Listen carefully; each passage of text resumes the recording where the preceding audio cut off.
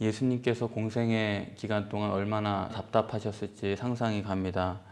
병을 고쳐도 트집이고 교훈을 줘도 그것도 뭐라 그러고 아주 미움털이 박혔죠. 도대체 어떡하란 말이냐 그런 생각이 듭니다. 어떻게 해도 시비를 걸고 어떻게 해도 잘못했다고 비난을 하니까요. 다른 성경 어디에 보니까 아주 예수님을 죽이기로 결단하고 그렇게 비난했다고 그랬습니다. 그러니까 마녀 사냥이죠. 이미 예수님이 마음에 안 들고 죽이기로 결단을 하고 모든 것을 거기에 맞춰서 죄목도 정해 나가는 것입니다.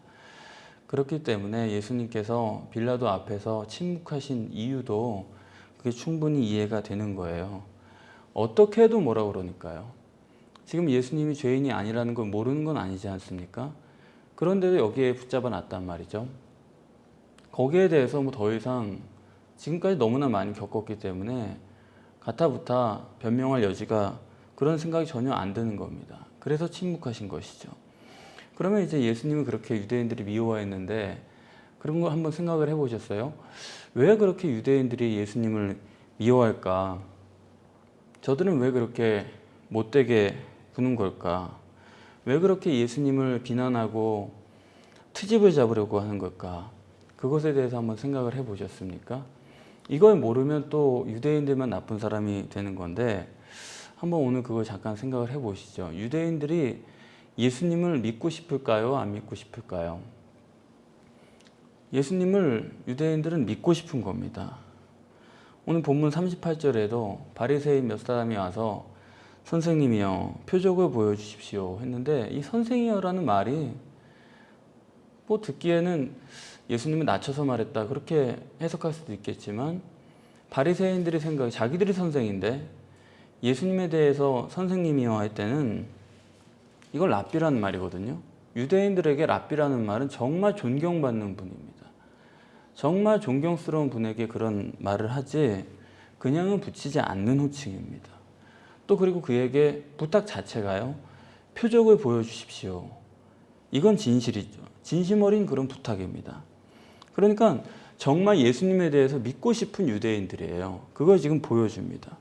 그러면 예수님을 믿고 싶어서 그렇게 자꾸 물어보고 부탁하고 요구하는데 뭐 애정이 없다 그러면 비난도 없었을 거예요. 그렇죠? 무관심은 그건 뭐 더 이상 말할 것도 없으니까요. 그럼 예수님에 대해서 이렇게 믿고 싶고 존경스러운 마음이 들고 그런 유대인들은 왜 그렇게 예수를 미워하냐는 것이죠. 그걸 좀 생각을 해봐야 됩니다. 왜 그러냐? 그동안 유대인들이 수도 없이 속아왔기 때문이에요. 수도 없이 메시아가 누군가 그 가짜 메시아에 대해서 속아온 그 사람들의 관점으로 볼 때는 예수는 또 속이는 것 같은 것입니다. 그래서 세례 요한도 다시 물어보지 않습니까? 그동안 그렇게 저분이 메시아라고 했던 그런 사람인데도 오실 그이가 당신입니까? 아니면 다른 자를 기다릴까? 하는 거죠. 다른 자를 기다려야 되겠습니까? 또 물을 수밖에 없는 의심이 드는 겁니다. 사도행전에서도 나온 것처럼 가말리엘이 그 산헤드린 공회에서 얘기하잖아요. 드다라는 사람이 있었다. 또 갈릴리 유다라는 사람이 있어서 많은 사람들이 그를 쫓았다. 그동안도 많이 속았다는 거죠. 그러니까 유대인들이 정말 메시아가 나타나기만 하면 믿고 싶고 그들이 얼마나 그것이 간절한지 지금도 예루살렘 서쪽의 통곡의 벽 앞에서 메시아를 기다리고 있는 그런 유대인들이에요. 그러니까 기왕이면 정말 메시아가 오셔서 믿고 싶은데 지금까지도 너무 속아왔기 때문에 그래서 예수를 볼 때 또 우리를 속이는 것 같다. 그런 예민한 마음으로 접근을 하고 있는 것입니다. 회교는 모하메드가 메시아라고 하고 기독교는 예수가 메시아라고 하고 지금도 메시아 논쟁은 있는 겁니다. 그런 사실을 우리가 생각 안 하고 왜 유대인들은 저렇게 예수를 비난하나 그걸 우리가 충분히 이해 못하게 되는 거죠. 지금도 뭐 통일교 같은 데는 문선명도 자기가 예수라고 그랬잖아요. 자기가 저 앞에 온 예수는 형인데 그건 실패한 형이고 성경에도 봐라 동생이 인정받지 않았냐. 그건 실패한 예수고 내가 진짜 예수라는 거죠. 요새도 얼마나 메시아가 여럿 있습니까? 그렇기 때문에 우리가 이 메시아가 누군지를 정확히 아는 것은 절대적으로 중요한 것입니다. 그리고 오늘 본문에서도 그것이 얼마나 중요하다는 것을 알 수가 있습니다. 우리가 메시아에 대해서 우리는 그저 예수님 메시아다, 그리스도다 이렇게 알고 있으니까 그냥 그러려니 하는 건데, 회교에 가서 몇 달만 살아보세요. 그 사람들 생각하는 거 가지고 보면은 틀림없이 모하멧이 메시아가 맞습니다. 우리는 이제 예수님 메시아다, 그러니까 뭐 메시아에 대해서 알아야 된다 그래도, 예수님에 대해서 알자 그래도 말로는 알았다고 그래요. 그런데 골치 아프게 얘기하지 말라, 그런 생각이 딱 박혀 있어요. 그리스도인들 머릿속에는 예수님을 안다고 생각을 합니다. 왜냐하면 나는 피만 믿으면 되거든요. 예수 믿고 구원받는다, 그게 딱 들어와 있어가지고 하여튼 나는 믿으니까 또 안다라고 생각을 하는 거예요. 알지도 못하고 믿어놓고서는 믿으니까 안다라고 생각을 하는데, 왜냐하면 그게 구원이니까 내가 이만큼 아니까 구원받는 거지라는 생각을 그렇게 거꾸로 사람들이 찾아가는 겁니다. 유대인들은 거짓 메시아에게 수도 없이 속아왔고, 그 사람들은 그렇게 허투루게 믿는 사람들이 아니에요. 속아왔고, 그런데 그것은 유대인들만의 문제가 아니고 우리 모두의 문제인데, 앞으로도 거짓 메시아가 계속 있을 것입니다. 마태복음 24장에서도 종말이 올 때까지 메시아가 계속 나온다고 하지 않았습니까? 그러니까 메시아를 아는 문제는 옛날의 문제가 아니고 뭐 간단하게 될 수 있는 문제가 아니고 지금도 우리 현실이고 앞으로도 그럴 거고, 이 메시아에 대해서 분명하게 알아야 되는 것이지, 알지도 못하면서 나는 믿으면 된다, 전혀 그건 맹신이죠. 이건 전혀 자기를 착각하는 것입니다. 그런데 이제 어떻게 사람들이 이 가짜 메시아에 속을 수가 있느냐 하는 그런 부분을 좀 생각을 해보면, 메시아에 대해서 우리가 정말로 알려면 그 메시아는 구약에 계시되어 있습니다. 구약을 통해서 메시아를 알아야 돼요. 그렇지 않고 만약에 코란을 통해서 정리하면 뭐 틀림없이 마호멧이 그냥 메시아고, 또 신약을 가지고 정리하면 그냥 다짜고짜 예수가 메시아인 거예요. 내가 메시아라고 그러고 메시아로 믿으라고 그러니까 그거는 신약 가지고 얘기하면 그건 뭐 무조건 예수가 메시아죠. 그런데 신약이나 코란이나 그 근본은 구약입니다. 신약에서도 내가 메시아라고 하는 이유의 근원은 그 근본은 구약에 근거한 거고, 마호멧도 구약에 근거해서 내가 메시아다 그렇게 하는 거예요. 그렇기 때문에 구약에서의 메시아가 누군가를 확인하지 못하면 메시아에 대해서 아는 게 아닙니다. 그냥 신약에서 내가 예수 피를 믿었으니까 저분이 그렇다니까 그런 거야, 그거는 전혀 엉뚱한 얘기고, 신약으로 메시아를 알 수 있는 게 아니에요. 구약에 있는 메시아를 가지고 신약을 봐야 되는 것입니다. 그러면 이제 구약에서 그 계시하고 약속하신 메시아가 누구다 하는 것이 산뜻하게 나오면 그거는 뭐 속을래야 속을 수도 없고 그걸 알아보려고 고민할 필요도 없겠죠. 그런데 구약에서는 그 메시아에 대해서 전혀 상반된, 모순된 두 가지 메시지를 같이 전하고 있기 때문에 이 메시아가 누군가에 대해서 알아보는 것이 그렇게 간단한 문제가 아니게 되는 것입니다. 한쪽에서는 신이라고 그래요. 한쪽에서는 인간이라고 그럽니다. 한쪽에서 메시아는 왕이라고 그러고, 한쪽에서는 이사야서 53장 같은 데 보면 보잘것없는, 아주 흠모할 것이라고는 하나도 없는 그런 나약하고 시원찮은 인간이 또 메시아입니다. 정반대의 얘기죠. 그래서 메시아를 왕으로 보는 사람은 마호멧처럼 왕이니까 무력으로 하라는 거예요. 왕의 능력을 가지고 무력으로 이걸 전해가지고 믿게 하라, 그런 관점이 나오는 거예요. 또 성경에서는 한편에서는 공의로운 메시아고, 이거 법을 법대로 집행하는 아주 정의가 하수같이 흐르게 하는 그런 메시아고, 또 한쪽에서는 죄를 사해주는 메시아라는 거예요. 그럼 죄를 사해준다 그러면 그거 우리 또 무심히 들으면 사해주시는 분이지, 그렇지만 그거는 양립할 수가 없죠. 공의대로 하시는 분인데 공의대로 하는 분이 또 죄인을 그냥 또 마음대로 사해줘요? 이 두 개는 결코 같이 있을 수 있는 입장이 아닙니다. 그러니까 그렇게 상반된 메시지가 같이 있는 게 메시아고, 또 영존하는 분이라고 하면서 또 고난을 당해서 죽는 메시아, 그러니까 이 성경을 가지고 메시아가 누구다라고 말하기가 굉장히 어려운 것입니다. 어느 한 구석을 보면 일치하는 데가 반드시 있거든요. 분명히 이 사람은 메시아 같다. 그런데 다른 편으로 보면 또 메시아가 아닌 거예요.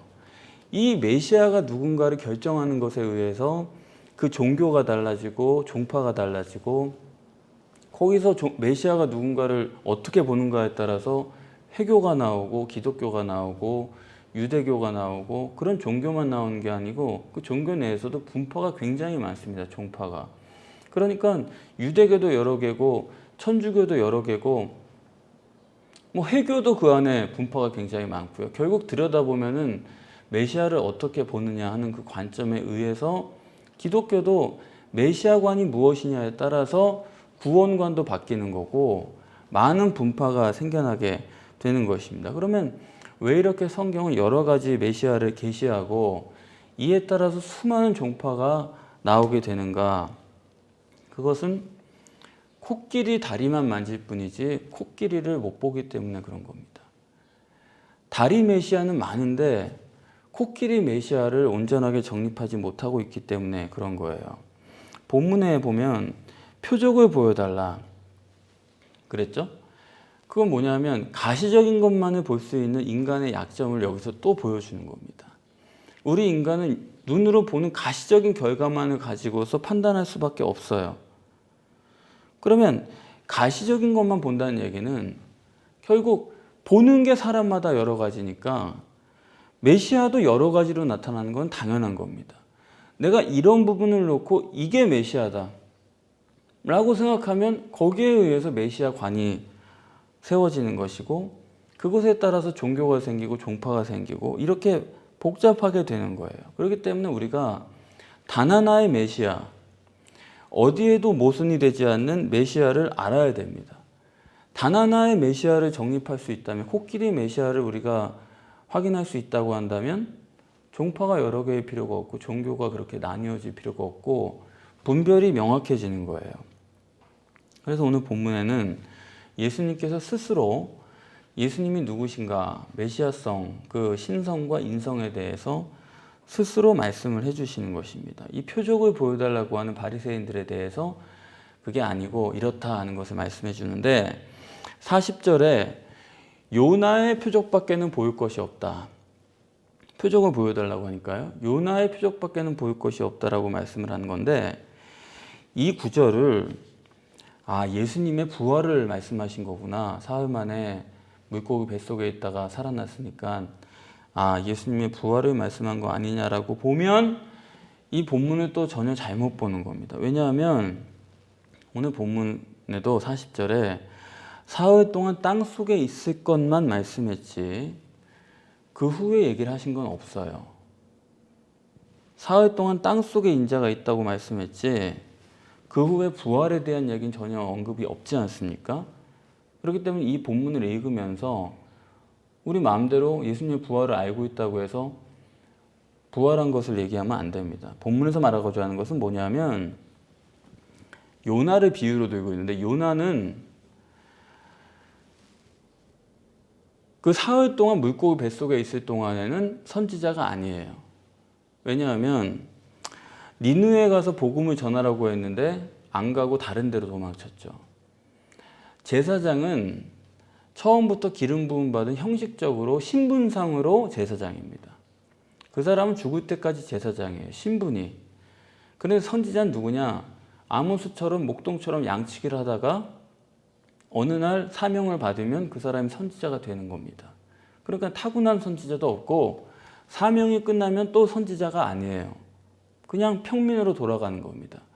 그러니까 사명을 줬는데 사명을 수행하지 않는 사람은 선지자가 아니고 그래서 요나는 사명을 줬지만 그러니까 그전에는 아무도 아니에요. 그냥 보통 사람인데 사명을 니느웨에 가서 복음 전하라 사명을 줬는데 안 하고 도망을 쳤기 때문에 그냥 범인으로서 도망을 치다가 물고기 뱃속에 들어가게 되고 그 사흘 동안 바뀌죠.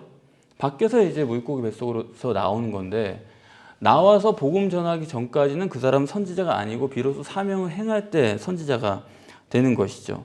다시 말하면 사흘 동안 뱃속에 있을 때 물고기 뱃속에 있을 때는 선지자가 아닌 것처럼 예수가 사흘 동안 땅 속에 있다는 것은 그거는 그 육신의 메시아, 땅 속에 들어있는 육신의 메시아, 인성을 가진 메시아는, 인성을 가진 예수는 메시아가 아니다, 그런 말입니다. 그걸 지금 말씀하고자 하는 거예요.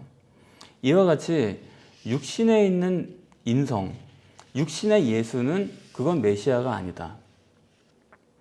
부활한 다음에 요나가 물고기 뱃속에서 나온 다음에 선지자인 것처럼, 복음을 전하니까 비로소 선지자인 것처럼, 육신의 땅 속에 있을 동안에는 메시아가 아니다가 부활하고 난 다음에 비로소 그 신성이 메시아라는 걸 말씀하고자 하는 거예요. 그렇기 때문에 여기서 땅 속에 있었다, 거기까지만 말을 하는 것입니다.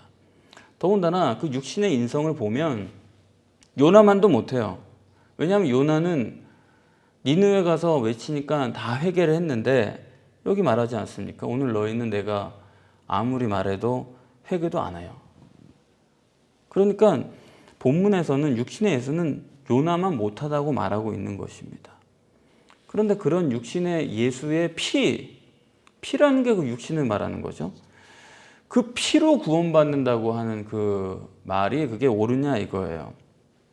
오늘 본문에 따르면 신성으로, 부활하신 신성으로, 영으로서 얘기를 안 하고 예수의 구원을 예수의 피, 그 육신을 가지고 논한다는 것이 과연 옳은 표현이냐 이겁니다. 왜 그렇게 얘기하는가 하는 것을 오늘 본문에서 말씀하고 있는 거나 마찬가지예요. 요나가 물고기 뱃속에 들어갔을 때 그 들어간 이유가 그 함께 배를 타고 있던 그 뱃사람들의 죄를 대속하기 위해서 물고기 뱃속에 들어가 있는 겁니까? 아니면 하나님 명령을 거역한 죄로 거기 물고기 뱃속에 들어간 겁니까? 당연히 하나님 명령을 거역한 죄로, 자기 죄로 거기 물고기 뱃속에 들어간 거지 뱃사람들의 죄를 대속하기 위해서 그렇게 들어간 게 아니에요. 그러니까 그 땅 속에 들어가 있는 인간 예수라는 것은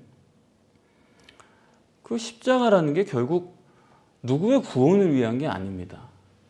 그렇게 해석하는 게 정말 답답한 거예요. 적어도 오늘 본문 말씀에 따르면 대속의 목적을 위해서 십자가를 진 게 아니고 우리가 늘 그렇게 들어왔기 때문에 그런 것 같다라고 하는데, 물론 그런 상징성이 있습니다. 6월절에, 옛날 6월절에 그런 일이 있었으니까요.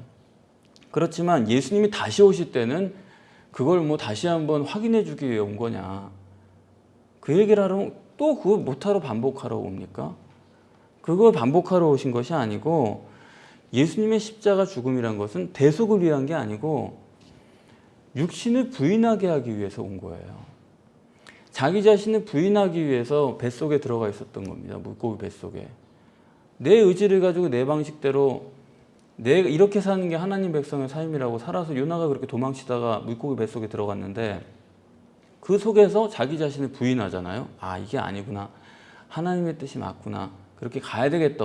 어찌됐건.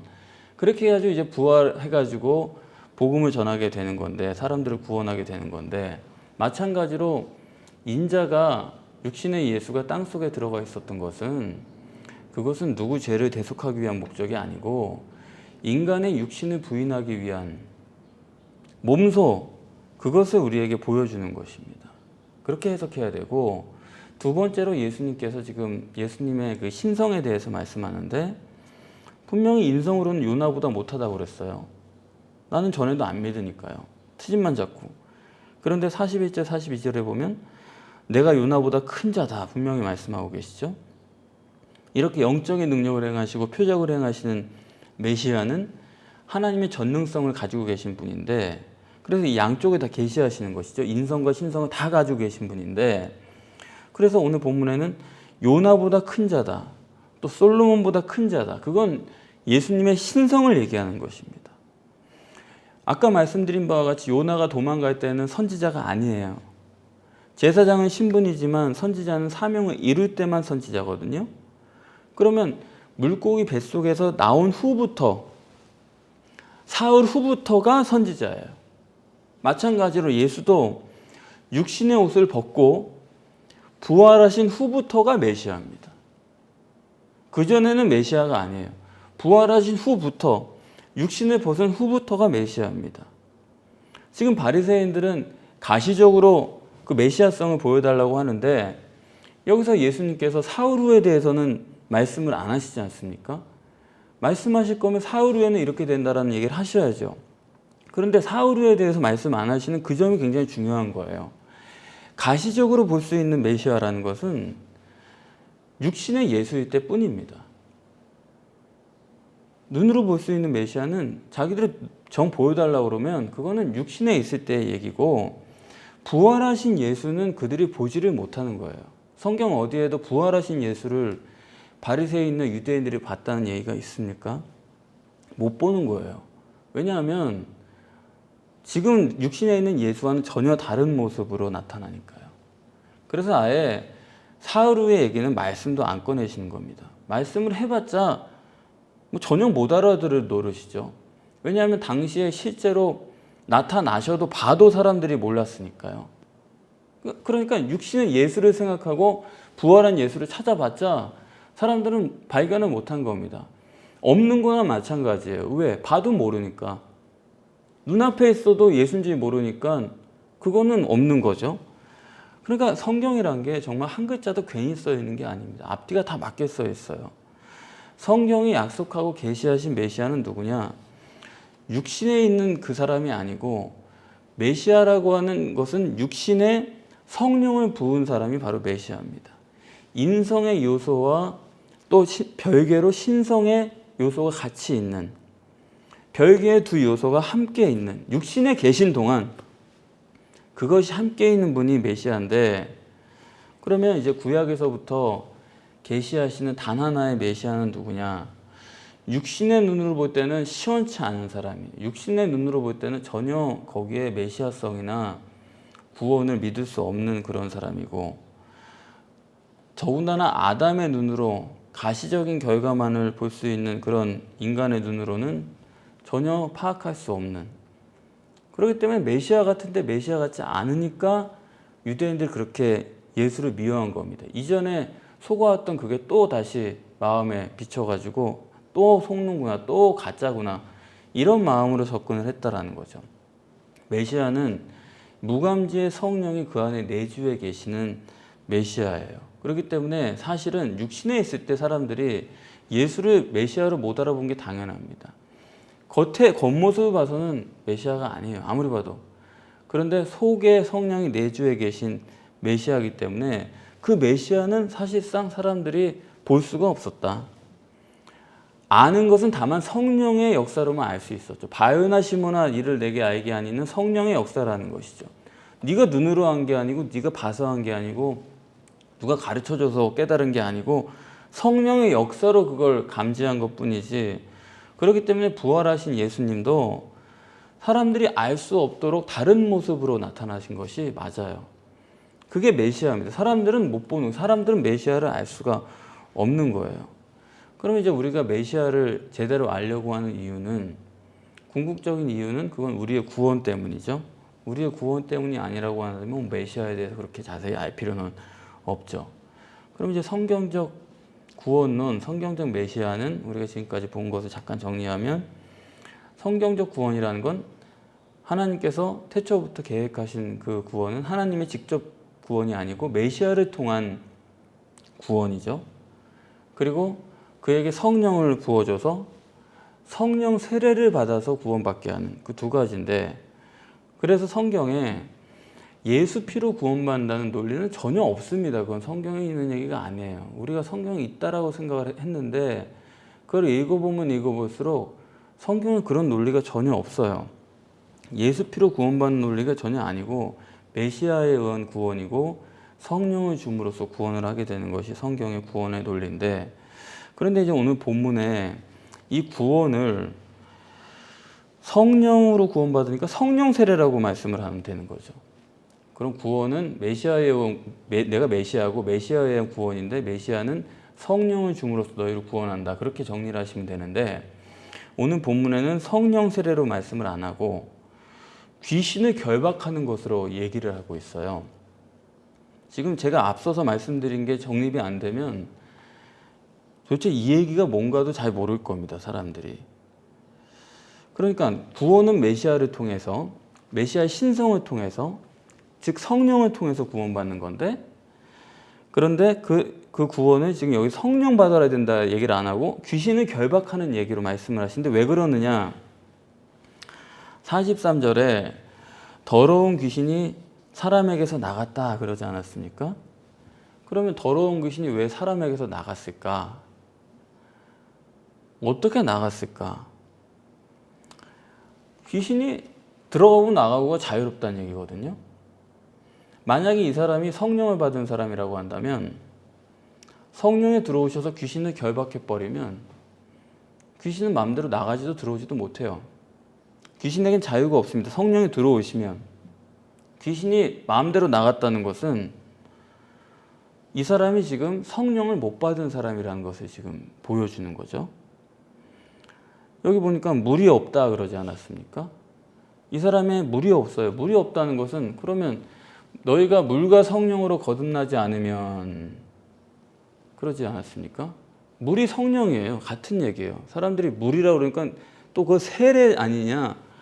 아 참, 물이랑 성령이랑 같이, 성령이 실제라는 것을 보여주기 위해서 물이라는 것을 같이 쓴 건데, 여기 물이 없다는 것은 그 사람이 성령이 없다는 뜻이죠. 다시 말하면 이걸 정확하게 실제적으로 표현하기 위해서 성령을 받아야 된다 이렇게만 하면 관념적이 되는 거고, 귀신을 결박해야 된다. 귀신이 더 쉬운 거예요, 말하기가. 귀신을 결박하지 못하면 구원 못 받는다 이겁니다. 한마디로 말해서. 귀신이 내 안에 마음대로 들락날락거리는 사람은 어떻게 구원받은 사람일 수가 있어요.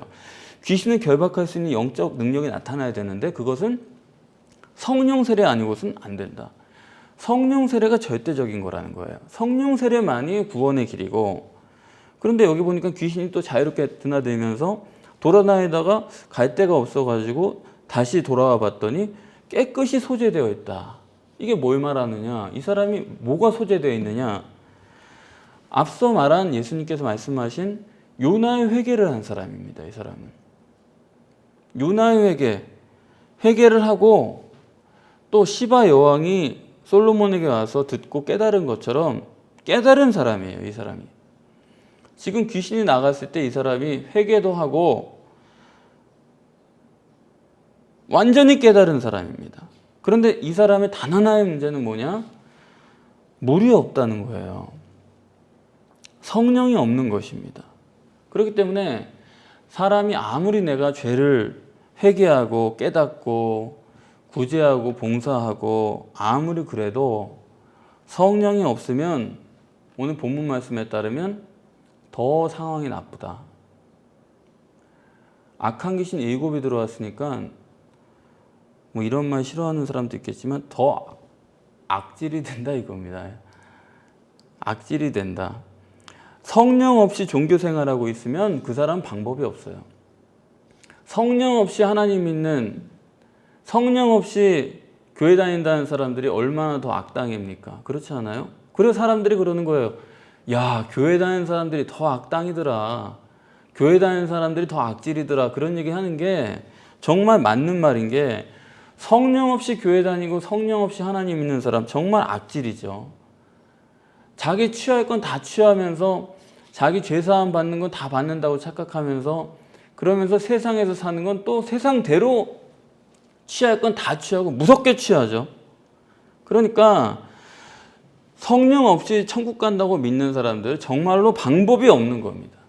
한 주 내내 마음대로 살다가 교회 와가지고 나는 회개도 했고 죄사함도 받았다고 하니까 정말로 그거는 천국 못 가는데 하여튼 천국 가는 걸로 꼼짝없이 알고 그렇게 살고 있으니까, 그렇기 때문에 이 구원의 문제는 결국 우리 각자의 문제예요. 이게 목사가 인도한다고 갈 수 있는 것도 아니고, 목사님 철석같이 믿는다고 가는 것도 전혀 아닙니다. 하여튼 목사님만 바라보고 있으면, 하여튼 교회만 나가고 있으면 천국 간다고 생각하는 사람들 많은데 전혀 아니고, 메시아가 누구이냐 거기에 따라서 자기의 구원관이 달라지는 거고, 성경적 메시아가 누군가를 바로 볼 수 없으면 내 구원이 뭔지도 모르는 겁니다.